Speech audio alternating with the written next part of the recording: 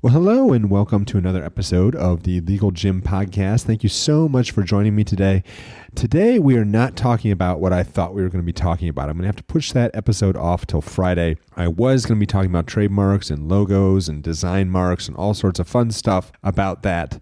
But I decided that I wanted to talk about something a little bit differently today, and that's the trademark controversy that is developing, and I think it's in its very beginning stages over the trademark for White Lives Matter.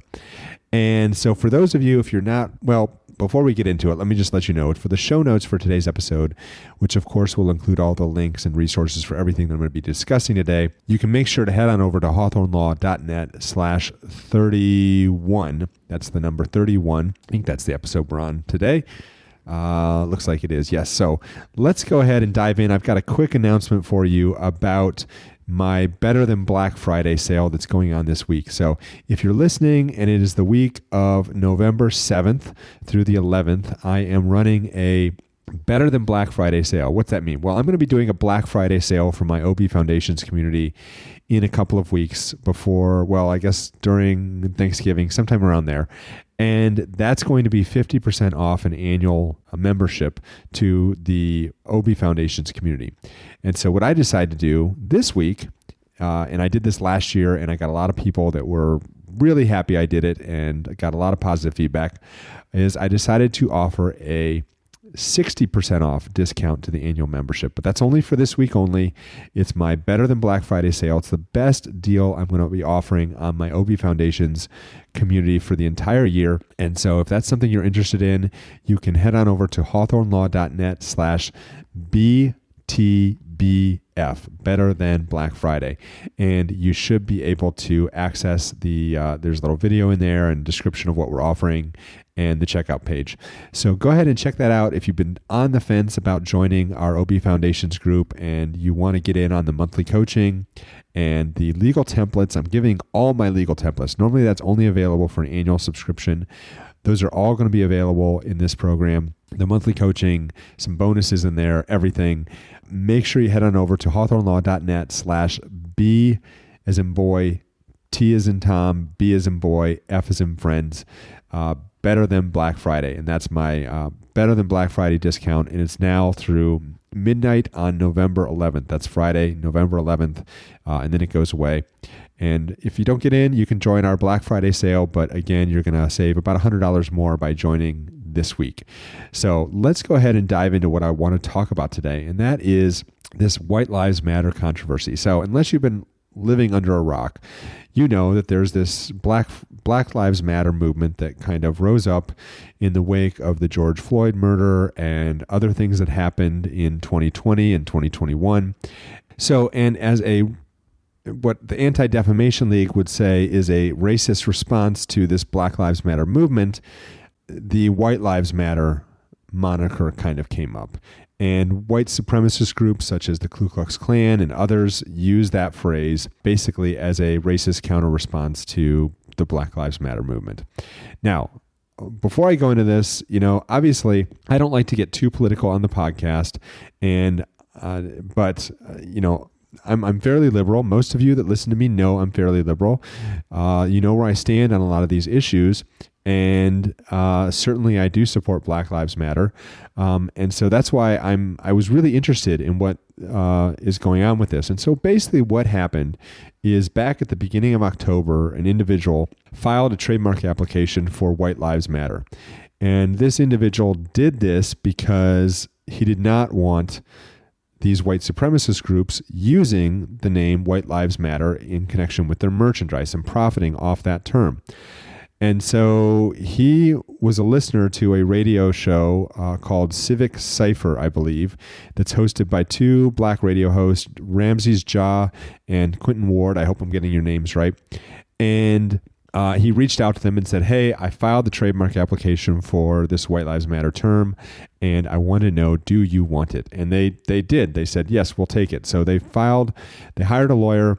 The lawyer filed an assignment, and now they own the rights to this trademark application. They don't have the registration yet, and this is where some of the controversy comes in. but they own the rights to this application that is now moving its way through the trademark system. And this is a 1B application. And a 1B application means that it's an intent to use application. Now, you can either have a 1B application or you can have a 1A application. A 1A application means you're already using the mark in commerce. And a 1B application means that you intend to use the mark in commerce. Now, what you must understand about trademarks is a trademark is any word, phrase, symbol, design. In this case, it is kind of a phrase that identifies your goods and services in the marketplace. It's how customers recognize you in the marketplace and distinguish you from other competitors. But the key thing here is that the mark must be used in commerce. So if you're not currently using the mark in commerce, you can file your trademark application as an intent to use application. And I do this for a lot of clients. This is very common. It's not a big deal. And once you start using the mark in commerce, then you file a statement of use. And at that point, assuming you've met all the other criteria and you've been through the publication period, then your mark will register and you will own the registered trademark for that term. The problem is, so what's going on here, and I read a story from NPR, and I'll include a link to the NPR story in the show notes for this episode. And the reporting from NPR basically makes it sound like these two radio hosts now own this White Lives Matter trademark. And that is not true. That is not the way the trademark system works. And also what was conveyed in this NPR story is that these two radio hosts can now, through their lawyer, stop anyone from using that trademark by sending a cease and desist letter. Well, there's a couple issues here. And the first issue is that they can stop anyone from using it by sending a cease and desist letter. If they don't have a registered trademark yet, they can't necessarily use. We don't typically, I'll put it this way, I don't recommend my clients send out a cease and desist letter until we have a registered trademark. And there's a number of reasons for that. One of the best reasons is if somebody is out there that has they're already using the mark in commerce, they could step forward and file their own application and institute a cancellation proceeding or a letter of opposition against these two radio hosts and their applications. They basically could try and get this application completely canceled. That's one of the reasons why. Now, at this point, they're out there in the news, and anyone that's using this term probably knows about these people, knows that they filed it. But the other reason I don't like to do that is because you might clue other people in that they maybe should be filing their own trademark application for that term and then try and oppose it. And that's where this gets interesting. Because an individual named Christopher Carroll, and I don't know much about this person. I looked him up, I Googled his name, but I am not a super sleuth when it comes to that type of stuff. All I could basically find out is that he lives in Massachusetts, and that's basically what you could find from his trademark application. But he also filed a 1B intent to use application for the term White Lives Matter. And so I have a couple thoughts on this and why this happened and what's going on with Mr. Carroll and the fact that he filed this application. Now, it could be he's just some random dude who thought, you know what? I see a lot of people using White Lives Matter. I would like to sell stuff under the moniker White Lives Matter and go to some Trump rallies and do that. So why don't I go ahead and register that trademark? And just went ahead and did it without a lawyer. Of course, he doesn't have a lawyer. And that happens. And that could be the case. Another thing that could have come up is this guy is kind of smart, and he knows that now you remember what I said, you have to, it's an intent to use application. You have to have a bona fide intent to use this mark in commerce.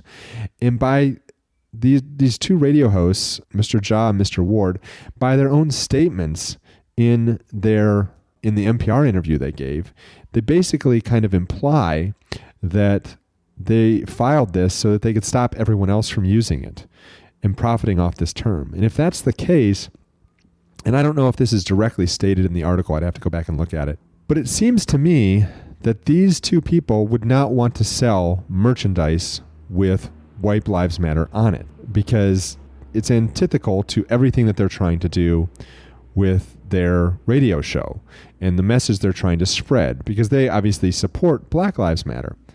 And so if they don't have a bona fide intent to actually use this trademark, if they're only filing this application because they think that they now own the trademark and now they can stop everyone else from using it, well, that's not how the trademark system works. What they could do, theoretically, and if I'm their lawyer, this is what I'd be sharing with them, is, they could see this through the process. And once it gets through the process, they will get what's called a notice of allowance. And then they could extend that notice of allowance for up to 3 years before they'd actually have to start selling something under that name, White Lives Matter, or their trademark application would become abandoned at that point. So they could kind of hold other applications at bay, provided no other applications try to cancel their notice of allowance or oppose their notice of allowance. So they could keep people at bay for probably close to 4 years based on the time frame to get through the trademark period for them, and then the 3 years that they would have on top of that to file a statement of use or an allegation of use. This Christopher Carroll guy, who also, again, filed a 1B for the exact same products or very similar products that are listed on the application from the two radio hosts, now he's filed this trademark application. And so is he smart enough to know that this trademark application provided these, now maybe these radio show hosts, they have a plan in place. Maybe they intend to use this White Lives Matter in a way that they could actually sell merchandise. Like maybe they could do White Lives Matter and put a big strike through White Lives Matter. Or maybe they have something else in mind for how they're going to actually use this mark in commerce. That is very possible. But if they don't have a plan for that, then they're going to have a problem ultimately registering this trademark. And if they can't register the trademark, they're not going to own the rights to it. And if they don't own the rights to it, they can't stop other people from using it. And that is essentially the issue here. So either Mr. Carroll is really smart and knows that maybe is the case with these two radio hosts, or he's just some regular Joe who thought it'd be fun to file White Lives Matter as a trademark. I don't know what the answer to that is. As more details on this come out, I will probably do follow-up episodes. I'll probably do some episodes also on my YouTube channel about this, but I think it's very interesting what's happening here, and I don't know how it's going to end, but it's kind of cool. And this is one of those times where, people think trademarks are boring and nothing really happens. Well, this is an issue where it actually kind of is kind of interesting, and I'm kind of wondering what's going to happen myself. So I guess we'll find out at some point. Unfortunately for the trademark office, they're taking about 8 months to look at trademark applications right now. And so we're probably not going to see anything until middle of next year at the earliest, one way or another. So anyway, that's what I've got for you today. Once again, I want to remind you, instead of doing my normal plug for our trademark training that's coming up, I want to remind you about our Better Than Black Friday sale.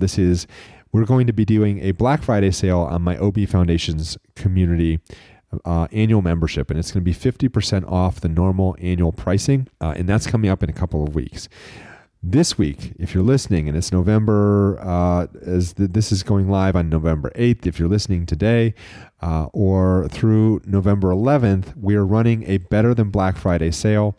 And with that sale, you're going to be able to get 60% off. That's a $700 savings off the annual plan for the OB Foundation's membership community. Now remember, OB Foundations includes not only my Lock It Down legal toolkit, it includes about $3,000 worth of legal templates and things that you can use for your online business. It includes special trainings, subject matter expert trainings, and all these things, as well as it includes a community which is getting completely revamped in January. And it also includes, if that's not enough, 2 monthly coaching calls per month with me to talk about the legal and business building aspects of your online business. So if you're interested in that and you would like to join, again, the sale ends this Friday night at midnight Eastern Standard Time, and I look forward to having you join us in the community. You can head on over to obfoundations.com/BTBF. That's Better Than Black Friday. And I look forward to seeing you in the community. All right, all you Legal Gym listeners, now that you know more about this whole White Lives Matter thing is going on, ask your friends about it. See what they have to say too. I'm curious how this is going to play out. I think this is fascinating. So you are ready to implement, because there's one thing that we love to do over here at the Legal Gym. It's to take massive action. So if you haven't already, make sure to check out the show notes page for today's episode. You can get a rundown of all the links and resources we talked about today by visiting hawthornelaw.net/31. That's hawthornelaw.net/3131. And that's going to be the home base for all of your legal and business tools and resources to help you start, build, and of course, legally protect your online business. So thank you so much for listening, and I look forward to seeing you in the next episode.